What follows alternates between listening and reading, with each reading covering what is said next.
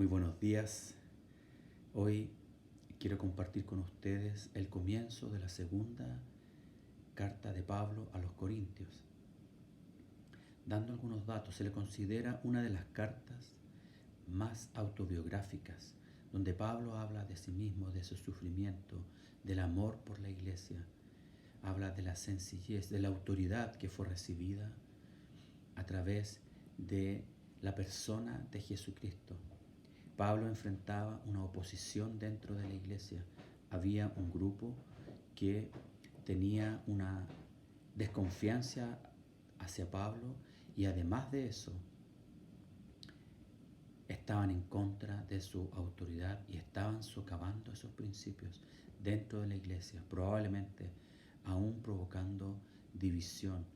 Pablo comienza a sufrir por la iglesia, de ahí que también se le considera esta carta una de las más intensas de Pablo en el lenguaje, en el amor, en cómo apela a la vida de los creyentes. Muchas veces en el caminar se experimenta sufrimiento y de hecho esta carta se llama Aflicciones de Pablo. Es el comienzo, en la Biblia dice así, probablemente Pablo no le puso ese título, pero en el caminar se producen aflicciones y el mismo sufrimiento produce una identificación con Jesucristo.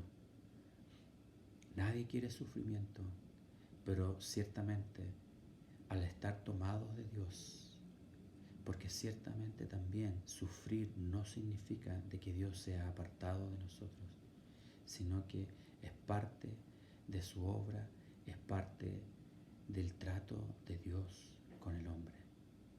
En esta segunda carta de Pablo a los Corintios quisiera hacer un alcance respecto a dos partes que aquí aparecen.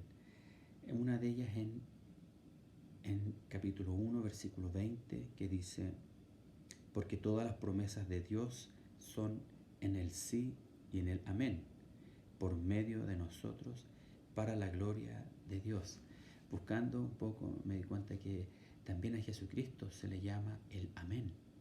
En Apocalipsis 3:14. Y el amén es una palabra, un vocablo que se utiliza al concluir una oración, pero que significa varias cosas. La reafirmación de nuestra confianza en Dios. Por otra parte, el establecer en ese sí, en ese amén, de que estoy alineado con Dios y que deseo que se haga su voluntad. Pongo mi confianza en el amor de Dios. Y también el amén significa una inconmovible permanencia en ese evangelio.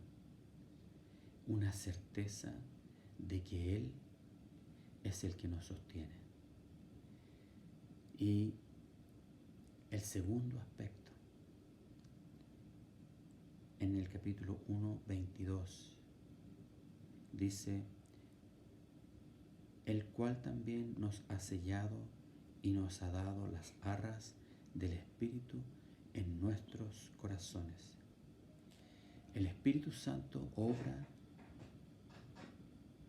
en los creyentes de la siguiente manera. Quizás alcanzaré a mencionar solo unas pocas. El Espíritu Santo los establece a cada creyente y los ayuda a perseverar en la vida de fe. También nos llena. La Biblia usa la palabra unción. Es un derramamiento del Espíritu Santo que nos da poder para testificar, de acuerdo a lo que dice Hechos 1:8.